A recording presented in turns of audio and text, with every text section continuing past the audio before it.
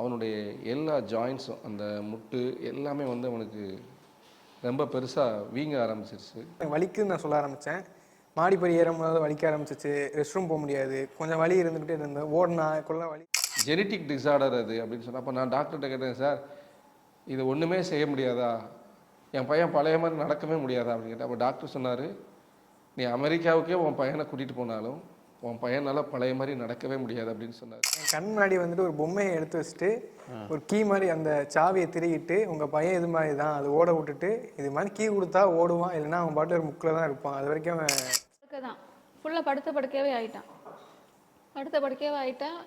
இப்போ காலையில் நான் அவனை வந்து இதில் வந்து எனக்கு அவன்கிட்ட நிறைய கேள்விகள் கேட்பான். நம்ம ஊழியத்தில் தானமா இருக்கோம், நம்ம ஆண்டவரை தானமா தேடுறோம், நமக்கு ஏமா அப்படி வந்துச்சு. போய் வச்சுட்டாங்கன்னா எங்கள் அப்பாவுக்கு குறுக்கொலி வந்துடும். நான் அப்போயே அவ்வளோ ஓரளவு நல்லா வெயிட்டாக இருப்பேன். கடைசியில் எங்கள் அம்மாவுமே பாத்ரூம் தூக்கிட்டு போய் வச்சுட்டு திருப்பி தூக்கிட்டு வருவாங்க.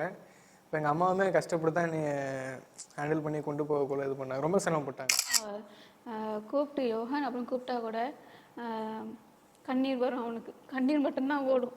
அதனால் ஆனால் அந்த டைமை நான் உடஞ்சிட்டேன். அப்படியே ஊண்டுக்கிட்டே வருவான். 2 கையால் அப்படி தாங்கி பிடிச்சிட்டு நடக்கும்போது அப்படியே மெதுவாக நடப்பான். டக்குன்னு ஒவ்வொரு முட்டில் இருந்த சத்தம் கேட்கும். அவ்வளோதான், இனி என்ன செய்வோம் அப்படின்னு தெரியாத ஒரு நேரத்தில் டிவி பைபிள் ரிவ்யூ சேனலில் உங்களுடைய சாட்சிகளையும் ஊழிய அனுபவங்களையும் பகிர்ந்து கொள்ள விரும்புனீங்கன்னு சொன்னால் எங்களுடைய வாட்ஸ்அப் நம்பருக்கு கான்டெக்ட் பண்ணுங்கள். அது மட்டும் இல்லாமல் நீங்கள் ஃபாரினில் இருக்கீங்க அப்படின்னா உங்களை ஜூம் ரெக்கார்டிங் எடுக்கிறதுக்கும் நாங்கள் ரெடியாக இருக்கோம். ஸோ நீங்களும் எங்களை கான்டெக்ட் பண்ணலாம். உங்களுடைய வாட்ஸ்அப் நம்பர் 8428196238. இந்த வாட்ஸ்அப் நம்பருக்கு உங்கள் டீட்டெயில்ஸ்லாம் அனுப்புங்க. நிச்சயமாக உங்களுடைய அனுபவங்கள் பலருக்கும் விசுவாசத்தையும் பக்தி விருத்தியும் தூண்டுங்கிறத சந்தேகம் கிடையாது.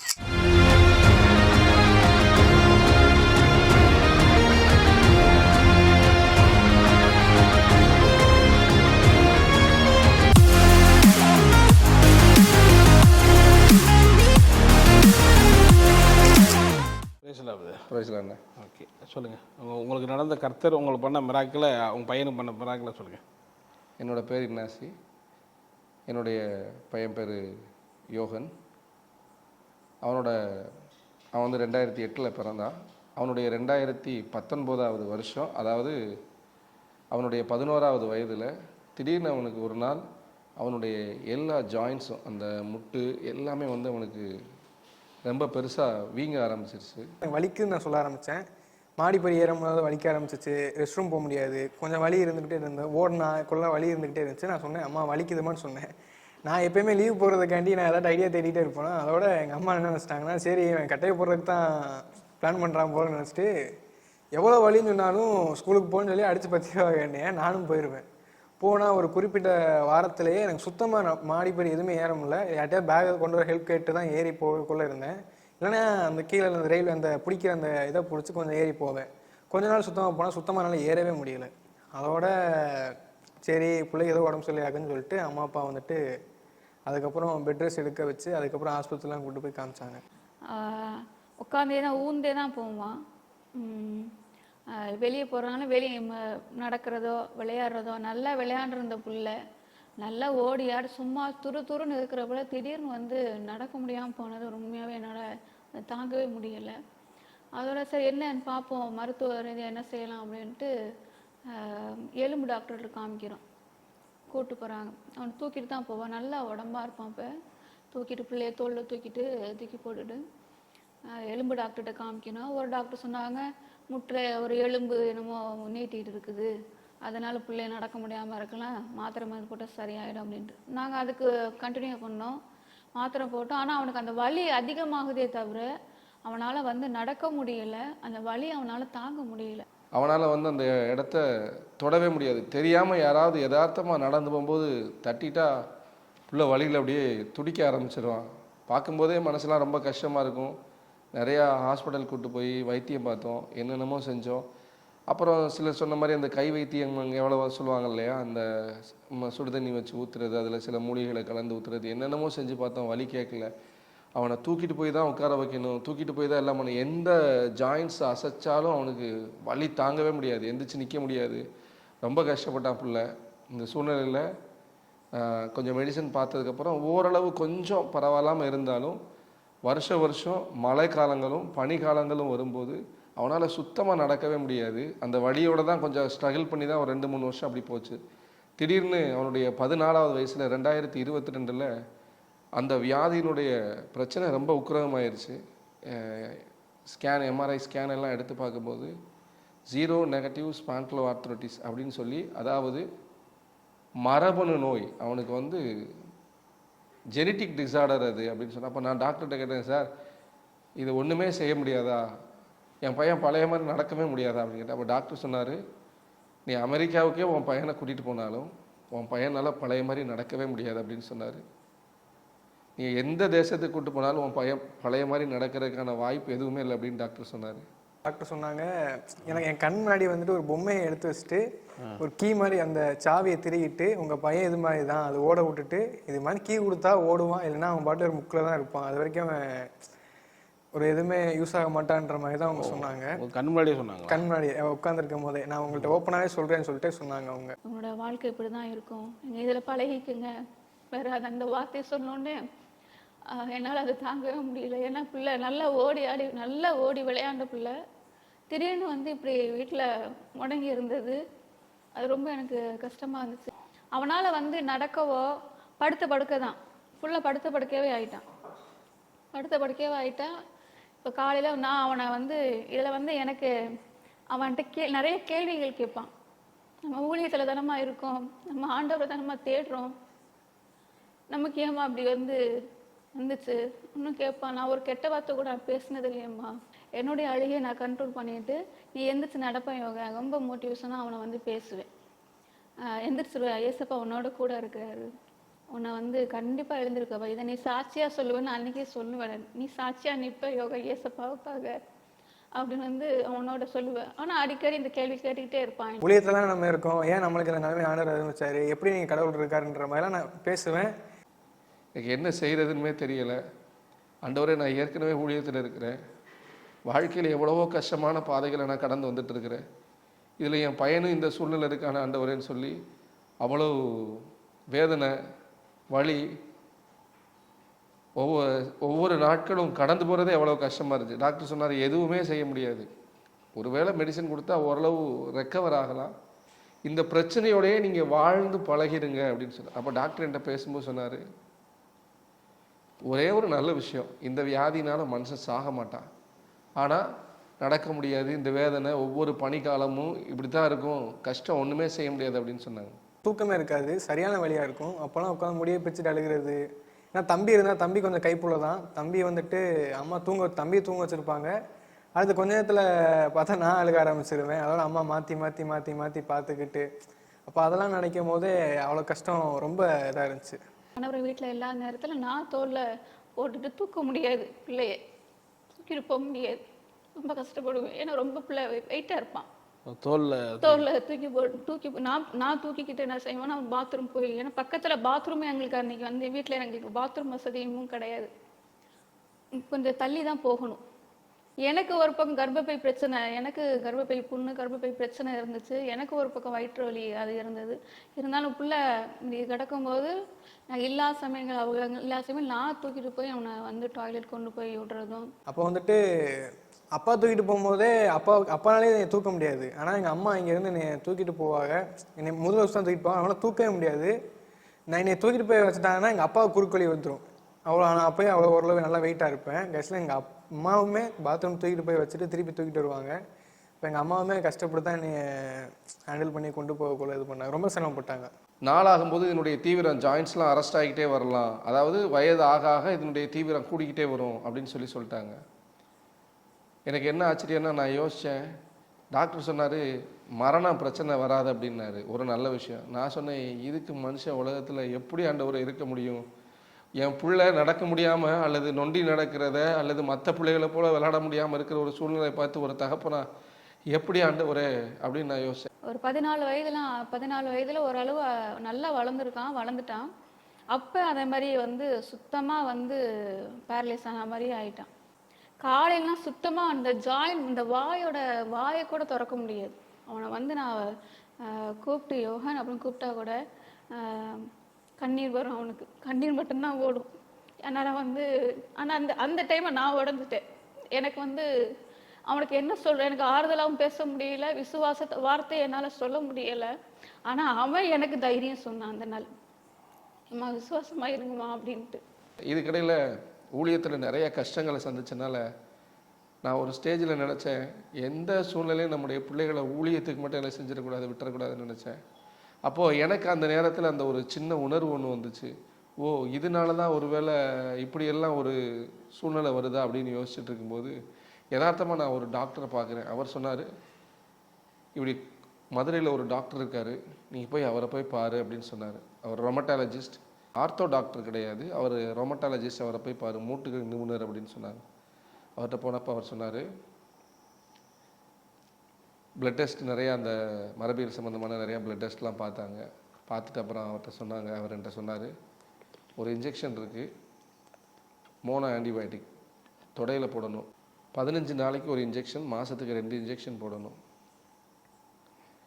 சில நாள் போடும்போதே ஓரளவு அதை சரி பண்ணிடலாம், அது ஓரளவு சரியாயிடும் அப்படின்னு சொன்னார். ஆனாலும் எனக்கு பெருசாக நம்பிக்கை இல்லை. ஏன் நம்பிக்கை இல்லை அப்படின்னா, உண்மையை சொல்லப்போனால் நான் முதல்ல பார்த்து அமெரிக்கா கொண்டு போனாலும் உன் பையன் பழைய மாதிரி நடக்க மாட்டான்னு சொன்னவர் ரொம்ப சீனியர் டாக்டர். நான் சின்ன பிள்ளையாக இருந்து பஸ்ஸிலேருந்து ஒரு ஆக்சிடென்ட் ஆகும்போது எனக்கு எலும்புக்கெல்லாம் வைத்தியம் பார்த்தவர் அவர் தான். ஸோ அவரே இப்படி சொல்கிறாரே அப்படின்னு நான் நிறைய மனசில் நினச்சிட்டு இருந்தேன். காலையில் அவங்க அம்மா போய் அவனை எழுப்பும்போது கூட அப்படியே கண்ணிலேருந்து கண்ணீர் மட்டும் ஓடும். அவனால் நடக்க முடியாது. சம்டைம்ஸ் கொஞ்சம் வலி குறையும் போது அப்படியே இடுப்பு வச்சு அப்படியே ஊந்துக்கிட்டே வருவான். 2 கையால் அப்படி தாங்கி பிடிச்சிட்டு நடக்கும்போது அப்படியே மெதுவாக நடப்பான். டக்கு டக்குன்னு ஒவ்வொரு முட்டில் இருந்த சத்தம் கேட்கும். அவ்வளோதான், இனி என்ன செய்வோம் அப்படின்னு தெரியாத ஒரு நேரத்தில் இங்கேருந்து ஹாஸ்பிட்டல் போகும்போது பிள்ளைய தோளில் தூக்கி போட்டு தான் போவோம். நிறையா டாக்டர்ஸ் இதுக்கு இடையில பார்த்தோம். அப்போ அவர் அந்த இன்ஜெக்ஷன் போட சொன்னார். அந்த இன்ஜெக்ஷன் கன்ஸ்ட்ரக்ஷனில் எங்களுக்கு தந்தார். பெரியலான ஒரு பெரிய அமௌண்ட் தான், எங்களுக்கு அது ரொம்ப ரொம்ப பெரிய அமௌண்ட். எங்களுக்கு வந்து பண வசதியோ உண்மையாக யாருக்கிட்ட யார் கொடுப்பா அப்படிங்கிற ஒரு கேள்வி ஒரு பக்கம் எங்களுக்கு. ஆனாலும் தேவன் அந்த நாட்களில் சில மனிதர்களை எங்களுக்காக வந்து அந்த நாட்களை எங்களுக்கு தந்தார். உண்மையாகவே சம்பாரிச்சா கூட நாங்கள் இவ்வளவு நாங்கள் கொடுத்துருப்போம் கூட எனக்கு தெரியலை. ஏன்னா நான் ஊழியத்துக்கு வந்த நாட்களை நான் கலங்கினது உண்டு. பிள்ளைய சாப்பாடுக்கு வேணும், அடுத்து சாப்பாடுக்கு நான் ரொம்ப யோசிச்சிருக்கேன். ஏன்னா போலீஸுக்கு வந்ததுக்கப்புறம் சம்பாதிக்கலன்னா யார் கொடுப்பா, யார்கிட்ட கையேந்து நிற்கிற மாதிரி ஆயிடுமே அப்படின்னு வந்து ரொம்ப கலக்கறிஞ்சு. இப்போ இந்த மருத்துவ ரீதியாக வந்து அவ்வளோ செலவுகளை பார்க்கும்போது எங்களால் முடியாது, எங்கள் கையினால் முடியாது. அந்த நேரத்தில் தேவன் அந்த தேவைகளை சந்திக்கிறதுக்கு நிறைய மனுஷர்களை எழுப்பி தந்தார். அந்த இன்ஜெக்ஷனே வந்து 18,000 ரூபா வந்துடும். அதுக்கு மேலே மெடிக்கல் டெஸ்ட்டு, அதுக்கு மேலே வந்து பிளட் டெஸ்ட்டு, அதுக்கு மேலே டேப்லெட்ஸு, இங்கேருந்து மதுரை போகிறதுக்கான எக்ஸ்பென்ஸ், கார் எக்ஸ்பென்ஸு, இது எல்லாத்தையும் சேர்க்க ஒன்றுமே செய்ய முடியல. அந்த நேரத்தில் அருமையான ஜார்ஜ் அண்ணன், அப்புறம் என்னுடைய தகப்பனார், அப்புறம் பிரபு அண்ணன், இப்படி நிறைய பேர் அந்த நேரத்தில் ஒவ்வொருத்தவங்களும் ஒவ்வொரு விஷயத்துக்கு பொறுப்பெடுக்கிறதுக்கு தேவன் அந்த காரியத்தை எல்லாம் அனுகூலப்படுத்தினா. வசனம் சொல்லுது, பரத்திலிருந்து கொடுக்கப்பட்டவர்களே ஒன்றை பெற்றுக்கொள்ள முடியாது. ஸோ அந்த இடத்துல அநேக மனிதர்கள் ஆண்டவர் ஏற்படுத்தினார். அந்த இன்ஜெக்ஷனை வந்து மதுரையில் போய் தொடையில் போடுவோம். கார் பிடிச்சி போகணும், கார் பிடிச்சி அவனை 15 நாளைக்கு ஒரு நேரம் போய் தொடையில் ஊசி போட்டுட்டு. ஆனால் அவங்க சொன்னாங்க, நீங்கள் தொடர்ந்து இந்த ஊசியை போட்டே ஆகணும், போட்டால் மட்டும்தான் புள்ள வந்து நடக்க முடியும் அப்படி தான் சொன்னாங்க. ஆனால் எங்களால் ஒரு 9-10 மாதம் தான் நாங்கள் அந்த ஊசி போட முடிஞ்சிச்சு. 10 மாதம் 3 மாதத்துக்கு அப்புறம் மருந்து மதுரையிலேருந்து வரும். ஒரு நல்ல ஐஸ் பேக்லாம் வச்சு மருந்து வரும். 1 யூஸ் அழகாக நான் தான் வந்து குத்துவேன். குத்தும் போது அழுதுகிட்டே தான் போடுவேன். ஆண்டவரே என் பிள்ளை எப்படியாவது இருந்துட்டு சொல்லணும். நான் தான் ஊசி போடுவேன் அந்த ஊசியை. ஏன்னா இதில் 15 நாளுக்கு ஒரு நேரம்னா நான் அதுக்காக வந்து அங்கே நான் செலவழித்து போக முடியாது. மருந்து அங்கேருந்து நாங்கள் வந்து வர வச்சாச்சு. ஊசி நான் தான் போடுவேன். எப்படி இந்த ஒரு ஊசி போடுறதுனால எப்படிரா அப்படின்ற மாதிரி நான் யோசிக்க தான் செஞ்சேன். இந்த ஊசி போட்டாவே நடக்க போகிறோம், ஒன்றுமே ஆகாதுன்ட்டாங்க. ஏன்னா அதுக்கு மேலே டாக்டர் சொன்னது எல்லாமே ஒரு வேளை நடக்கலாம், நடக்காமே போகலான்ற மாதிரி 2 விதமாக தான் பேசினாங்க. நான் ஃபுல்லாக அந்த டயத்தில் ஃபுல்லாகவே நெகட்டிவ் இதாக தான் நான் எடுத்துக்கிட்டேன். பாசிட்டிவ் ஒன்று நான் யோசிக்கவே இல்லை. கிட்டத்தட்ட ஒரு 3 மாதம் 4 மாதம் அந்த இன்ஜெக்ஷன் போட ஆரம்பித்த உடனே பையன் கொஞ்சம் நடக்க ஆரம்பித்தான். எந்த மருத்துவர் இனி அவனால் நடக்கவே முடியாது, பழைய மாதிரி உன் புள்ள மாறவே முடியாதுன்னு சொன்னாரோ, அவங்களுடைய கண்களுக்கெல்லாம் மத்தியில் அவன் பழைய மாதிரி நடக்க, நல்லா ஓட, விளையாட எல்லாவற்றை விட அதிகமாக அவனோட கீபோர்டு அவனே தூக்கிட்டு வந்து சர்ச்சில் தேவனை உயர்த்தி ஆராதிக்கிற அளவுக்கு தேவன் பிள்ளைக்கு தயவு பாராட்டினார். உண்மையிலே வாழ்க்கையில் இப்படி திரும்பியும் பிள்ளை நடப்பான், திரும்பியும் பிள்ளை நல்லா இருப்பான், திரும்பியும் அவனுடைய வாழ்க்கை மாறும்னு நான் கனவுலையும் நினைக்கல. கொஞ்சம் கொஞ்சமாக தான் அப்படியே நடக்க ஆரம்பித்தேன். சரி நடந்துடலாம் அப்படின்ற மாதிரி. செகண்ட் டைம் ஃபஸ்ட் டைம் முடியாமல் போனதுக்கப்புறமே எனக்கு திருப்பி ஆண்டு உதவி செஞ்சாங்க நடக்கிறதுக்கு. நடக்க ஆரம்பித்ததுக்கப்புறம் திருப்பி கொஞ்ச நாள் முடியாமல் போயிட்டேன். திருப்பி முடியாமல் போனதுக்கப்புறமே சரி நடந்துடலாம் அப்படின்ற மாதிரி கொஞ்சம் கொஞ்சமாக எதையாவது பிடிச்சி நடக்கிறது அந்த மாதிரி தான் ட்ரை பண்ணிக்கிட்டு இருந்தேன்.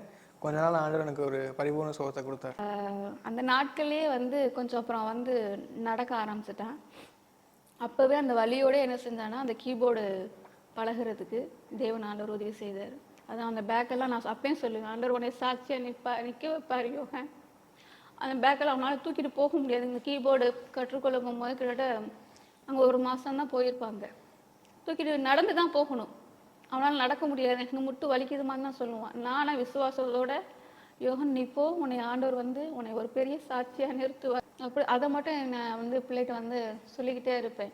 கீபோர்டு கற்றுக்கிட்டா இந்த நாட்களில் ஆண்டவர் கிருபையினால் அவன் நல்லா நடக்கிறான். அதுக்கப்புறம் வந்து ஒரு அவன் அதுக்கான அந்த படுத்தான் அந்த பிரச்சனை இல்லாதபடிக்கு தேவன் வந்து ஒரு அற்புதமான ஒரு சுகத்தை ஆண்டவர் கட்டளையிட்டார். ஆனால் தேவன் ஒரே ஒரு வார்த்தை அவனை குறித்து நாங்கள் அவன் சிறு பிள்ளையாக இருக்கும்போது ரொம்ப கலங்கி போய் என்ன செய்வோம்னே தெரியாத அந்த பிள்ளையை வளர்க்க கஷ்டப்பட்ட நாட்கள் ஆண்டவர் சொன்னார். ஆகார்ட்ட சொன்ன மாதிரி நீ பயப்படாத, நான் பிள்ளையோடு இருப்பேன், நான் அவனுக்கு சகாயராக இருப்பேன் ஆண்டவர் சொன்னார். அப்போ வாழ்க்கையில் ஒரே ஒரு விஷயத்தை புரிஞ்சுக்கிட்டோம், எத்தனை சூழ்நிலைக்குள்ளே போனாலும் அழைத்த தேவன் உண்மையுள்ளவர், சொன்ன வாக்கு மாறாதவருங்கிறத புரிஞ்சுக்கிட்டோம். இன்னைக்கு பிள்ளை தேவனை மகிமைப்படுத்த, தேவனை உயர்த்த, தேவனை ஆராதிக்க ஆண்டவர் அவனுக்கு பெரிய கிருபை பாராட்டினார். உண்மையிலே ஆண்டவர் செய்த அந்த மகத்தான அற்புதங்களை நினைக்கும் போது எவ்வளவு நன்றி சொன்னாலும் பத்தாது. கிட்டத்தட்ட ஒரு 4 இயர்ஸ் ஆச்சு. ஆண்டவருடைய தயவுனால எந்த விதமான பிரச்சனைகளும் இல்லாதபடிக்கு பிள்ளைருக்கு ஆண்டவர் தயவு பாராட்டியிருக்கோம். இப்போ எந்த அளவுக்கு ஆரோக்கியமாக இருக்கார்? அதான் சொன்னேன் இல்லையா, ஒரு பயங்கரமாக எக்ஸசைஸ் பண்ணுவார் அவர். இப்போது நான் கூட நிறைய நேரத்தில் ஒரு பயத்தில் சொல்லுவேன், ஐயோ தயவு செஞ்சு எக்ஸசைஸ் பண்ணாதடா, வேண்டாண்டா, அதிகமான ஒர்க் லோடு கொடுக்காது. எக்ஸசைஸ் பண்ணுவார், நல்லா விளையாடுவார். கிட்டத்தட்ட அந்த கீபோர்டு இருக்கு இல்லையா, சர்ச்சில் வாசிக்கிற கீபோர்டு அவர் தான் வீட்டிலேருந்து தூக்கிட்டு வந்து அவர் தான் வாசிப்பார். இன்னொரு பெரிய பியூட்டி என்னென்னா, என்னுடைய நண்பர் ஒருவர் இருக்கார், அவருடைய சர்ச் இருக்குது. அந்த சர்ச்சில் கீபோர்ட் ப்ளே பண்ண ஆள் கிடையாது. காலையில் அதிகாலையில் 5 மணிக்கு எழுந்திரிச்சு அங்கே போய் கீபோர்டு ப்ளே பண்ணிவிட்டு 8 மணிக்கு எங்களோட சர்ச்சுக்கு வந்து கீபோர்ட் ப்ளே பண்ணுவார். சாயந்தரம் ஆராதனையில் ப்ளே பண்ணுவார். ஸோ ஆண்டவர் வந்து பிள்ளைங்க நல்லா ஆரோக்கியமாக, நான் நினைக்கிறதுக்கு வேண்டுகிறதுக்கு அதிகமாக ஆண்டவர் பிள்ளையை வந்து ஆரோக்கியமாக வச்சுருக்கிறேன். ஓகே, இது வந்து எப்படி நீங்கள் கர்த்தர் தான் செய்தார்ன்ற நம்புறீங்க? ஏன்னா நீங்கள் அதுக்கான மெடிசனும் போட்டிருக்கிறீங்க, டாக்டரை பார்த்துருக்கீங்க. அப்போ அது மெடிசனால் கூட க்யூர் ஆகிருக்கலாம் இல்லையா? எப்படி நீங்கள் கர்த்தர் தான்? ஒரே ஒரு சின்ன விஷயம் தானே, எத்தனையோ பேர் மெடிசன் எடுக்கிறாங்க, மெடிசன் எடுக்கிற எல்லாருக்குமே அந்த பிரச்சனைகள் க்யூர் ஆகிடுறது இல்லை. நாங்கள் இன்னும் சில அங்கே ஹாஸ்பிட்டல் போகும்போது இன்னும் சில மனிதர்களை நான் பார்த்தேன், ரொம்ப மோசம். இவனாவது ஊசி போட்டு கொஞ்சம் நடந்த மாதிரி எனக்கு தெரிஞ்சிச்சு. ஆனால் சிலர் ஊசி போட்டுமே வந்து நடக்கலை. நான் ரொம்ப இதை விட மோசமான ஆட்கள்லாம் பார்த்தேன். இந்த ஊசினால நடந்தான்னு சொல்றதை விட, ஏன்னா அவங்க காலத்துக்கு நீங்கள் கண்டிப்பாக போட்டே ஆகணும், இந்த ஊசி போட்டால் மட்டும்தான் நடக்க முடியும் தான் டாக்டருடைய ரிப்போர்ட் வந்து இதுதான், இது இப்படி தான் வந்து முடியும். ஒரு 2 வருஷம் சொன்னாங்க அவங்க, 2 வருஷம் இங்கே கண்டிப்பாக போட்டே ஆகணும் அப்படின்னு. 2 வருஷத்துக்கு அப்புறம் நீங்கள் மாதம் ஒரு நேரம் போட்டுக்கலாம், ஒரு மாதத்துக்கு 2 ஊசி போடுவோம், அதுக்கப்புறம் மாதம் ஒரு நேரம் போடுவோம், அவனோட லைஃப் லாங் இந்த ஊசி நீங்கள் போட்டே ஆகணும் அப்படின்ட்டு. அதுக்கப்புறம் அவங்க அந்த ஊசி நான் போடலை. தேவனே அவனை வந்து சுகம் கொடுத்து இன்னைக்கு ஆண்டவர் நடக்க வச்சிருக்காரு. இன்னைக்கு ஒரு நல்ல ஒரு கீபோர்ட் போட்டு புள்ள ஆராதிக்கிற அளவுக்கு தேவன் வந்து ஆலயத்தில் வச்சிருக்காரு ஆண்டவர். அவர் செஞ்ச அற்புதம் உண்மையாகவே பெரிய விஷயம், நான் எதிர்பார்க்கவே இல்லை எனக்கு. ஏன்னா நடக்கவும் செய்யுது, மனுஷங்க மருத்துவத்தில் சில கைவிடப்பட்டவங்களும் உண்டு, காப்பாற்றப்பட்டவங்களும் உண்டு. பட் ஒருவேளை என்னை காப்பாற்றப்படாமல் போயிருந்திருக்கலாம், காப்பாற்றவும் பட்டிருந்திருக்கலாம். ஆனால் இது ஆண்டவரால் நடந்துச்சுன்றதை நான் நிச்சயமாக நம்புகிறேன். கிட்டத்தட்ட 50 வருஷம் எக்ஸ்பீரியன்ஸான டாக்டர் சொன்னார், பழைய மாதிரி பிள்ளை வர்றதுக்கு வாய்ப்பே இல்லை, இந்த வியாதியோடு வாழ பழகிக்கிறணும், கஷ்டத்தோடு வாழ பழகிக்கிறணும்னு சொன்னார். அப்படி இருக்கிற சூழ்நிலையில் ஒரே ஒரு விஷயத்தை நான் புரிஞ்சுக்கிட்டேன், மருத்துவர்கள் என்னதான் மருந்து கொடுத்தாலும் சுகம் தருகிறார் கர்த்தர். ஆண்டவர் சொன்னார், பிணியாளிக்கு வைத்தியன் தேவைன்னு சொன்னார். ஆனால் அந்த வைத்தியன் அந்த மருந்து கொடுக்கறதுக்கான ஞானத்தையே தேவன் தான் அவனுக்கு தரணும். ஏன்னா எத்தனையோ மெடிசன் பார்த்து அது வந்து கேட்கவே இல்லையே. ஸோ ஆண்டவர் வந்து அந்த காரியத்தை நேர்த்தியாக செய்து கொடுத்தார். என்னதான் மருந்து கொடுத்தாலும் அந்த மருந்து ஒன்றும் இல்லை. ஒரு ஹார்ட் அட்டாக்னு 2 பேர் போகிறாங்க, ஒருத்தவங்களுக்கு எல்லாமே பண்ணி அவங்க உயிர் பிழைச்சிக்கிறாங்க, ஒருத்தவங்களுக்கு பிழைக்கல. மருத்துவர் கையில் தான் எல்லாம் இருக்குன்னா எல்லாருமே பிழைச்சிடணும் இல்லையா? ஸோ ஆண்டவர் வந்து பிள்ளைக்கு தேவன் தான் அற்புதம் செய்யும். இப்போ எந்த அளவுக்கு எவ்வளோ ஆரோக்கியமாக இருக்கார் உங்கள் பையன்? இன்னைக்கு அவன் வேலையை பார்க்குறது. நான் வந்து அவன் நடக்கவே முடியாமல் இருந்தவன் இப்போ ஓடும் போதெல்லாம் பார்க்கும் போது, இப்போ ஓடும் போது நடக்கும் போது இன்னுமே நான் வந்து என் பிள்ளை நடக்கிறத நினச்சி ஆண்டவருக்கு நன்றி சொல்லிக்கிட்டே இருப்பேன். இன்னைக்கு அவ்வளோ ஒரு ஆரோக்கியத்தை ஆண்டவர் தந்திருக்காரு அவனுக்கு. இப்போ எவ்வளோ ஹாப்பியாக இருக்கீங்க உங்கள் பசங்களோட?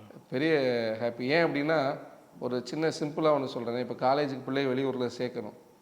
ஆனால் இன்றைக்கி ஊழியத்தில் அவன் ஆண்டவருக்காக செய்கிற விஷயத்தை பார்க்கும்போது பக்கத்துலேயே செய்தா பிள்ளை ஊழியத்துலேயும் பயன்படுவான், ஆண்டவருக்காக பயன்பட்டுக்கிட்டே இருப்பான் அப்படிங்கிற ஒரு நிலை. இது எதுக்கு சொல்கிறேன் அப்படின்னா அந்தளவுக்கு ஊழியத்தில் அவன் ரொம்ப பிரயோஜனம் உள்ளவனா ஆண்டவர் என்ன செஞ்சுருக்காரு மாற்றிருக்காரு. இந்த பிள்ளையை நான் ஊழியத்துக்கே விட்டுறக்கூடாதுன்னு நினச்சனோ இப்போ அந்த பிள்ளையை வெளியே விட்டுற வேண்டாம், ஊழியத்திலே நம்மளோட இருக்கட்டும்னு நினைக்கிற அளவுக்கு ஆண்டவர் அவனை நல்லா வச்சுருக்கிறார். பார்க்குற நேயர்களுக்கு ஆண்டவருடைய கிரியை பற்றி என்ன சொல்ல வரும்? அற்புதம். இப்போ உங்களை மாதிரி ரிசீவ் பண்ணுற அவர் ஆராய்ந்து முடியாத பெரிய காரியங்களையும் எண்ணி முடியாத அதிசயங்களையும் அற்புதங்களையும் செய்கிறவர். இந்த உலகத்தில் 38 வருஷம் ஒரு மனுஷன் படுத்த படுக்கையாக இருந்தான். அவன் ஒன்றே ஒன்று சொன்னான், ஆண்டவரே அற்புதம் நடக்குது, என்னை தண்ணிக்குள்ளே கொண்டு போய் விடுறதுக்கு யாருமே இல்லை ஆண்டவரேன்னு சொன்னான். எத்தனை பேர் அந்த குளத்தில் இருந்தாலும் ஆண்டவர் அவனை தேடி வந்ததுக்கான ஒரே ஒரு ரீசன், அவனுக்குன்னு யாருமே இல்லை. நம்ம வாழ்க்கையில் நமக்குன்னு யாருமே இல்லை ஆண்டவரே நினைக்கிற இடத்துல எல்லாம் நான் இருக்கிறேன், நான் உன்னை கைவிட மாட்டேன்னு வந்து வாழ வைக்கிற ஆண்டவர் எங்களுக்கு செஞ்சது உண்மையாக செஞ்சார். எங்களுக்கு செஞ்சது உண்மைனா உங்கள் வாழ்க்கையில் அவர் செய்யாது இருக்கிறது எப்படி? நிச்சயமாக உங்கள் வாழ்க்கையில் ஆண்டவர் செய்வார். ஸோ ஆண்டவரை நம்புங்க. எந்த சூழ்நிலையிலையும் அழைத்த தெய்வன் உண்மை உள்ளவர், ஒரு நாளும் கைவிட மாட்டார். அவர் பொய் சொல்ல மனுஷனும் அல்ல, வாக்கு மாறம் அனுபவத்திறன் இல்லை. நிச்சயமாக உங்கள் வாழ்க்கையை ஒரு நாள் கைவிட மாட்டார். ரொம்ப நன்றி உங்கள் நேரத்தை ஒதுக்கி உங்கள் சக்ஸஸ். பேசலாம். உங்களுடைய Eden TV Bible review channel only YouTube பிளாட்ஃபார்மில் மட்டும் கிடையாது, இன்னும் நிறைய விதமான சோஷியல் மீடியா பிளாட்ஃபார்மில் இப்போ புதுசாக நம்ம ஜாயின் பண்ணியிருக்கோம். ஸோ ஃபஸ்ட்டு வந்து பார்த்திங்கன்னா ஸ்பாட்டிஃபைல வந்து பார்த்திங்கன்னா நம்ம ஆடியோவை அப்லோட் பண்ணுறோம். நீங்கள் ட்ராவல் பண்ணும்போது அழகாக நான் ஸ்டாப்பாக கேட்டுக்கிட்டே போகலாம். ஸோ அதே போல் வாட்ஸ்அப் சேனல். ஸோ இந்த வாட்ஸ்அப் சேனலில் நிறைய ஃபோட்டோஸ், பைபிள் வேர்ட்ஸ், நிறைய ஷார்ட்ஸ், வீடியோஸ்லாம் அப்லோட் பண்ணுறோம். ஸோ அதே போல் இன்ஸ்டாகிராம், ஃபேஸ்புக் ரெண்டுலேயுமே ஷார்ட்ஸ் அண்ட் ரீல்ஸ்லாம் வந்து நம்ம பண்ணிக்கிட்டே இருக்கோம். நிறைய ஃபோட்டோஸ் நம்ம அப்லோட் பண்ணிகிட்டே இருக்கோம். ஸோ யூடியூப்பில் வரக்கூடிய நிறைய மிஸ் பண்ண இதெல்லாம் வந்து இந்த சோஷியல் மீடியா பிளாட்ஃபார்மில் நம்ம கொண்டு வந்துகிட்டே இருக்கோம். ஸோ இந்த சோஷியல் மீடியா பிளாட்ஃபார்மில் நீங்கள் ஃபாலோ பண்ணணும் அப்படின்னா கீழே இருக்க வீடியோ டிஸ்கிரிப்ஷனில் ஒவ்வொரு சேனலுக்கான லிங்க் கொடுத்துருப்போம், அதன் மூலமாக நீங்கள் ஃபாலோ பண்ணிக்கலாம். ஸோ அதே போல் ஒவ்வொரு வீடியோ கீழே உள்ள கமெண்ட் செக்ஷனில் ஃபஸ்ட்டு நம்ம கமெண்ட்டை பின் பண்ணியிருப்போம். அந்த வீடியோ லிங்க் மூலமாகவும் நீங்கள் ஃபாலோ பண்ணிக்கலாம். காட் பிளஸ்.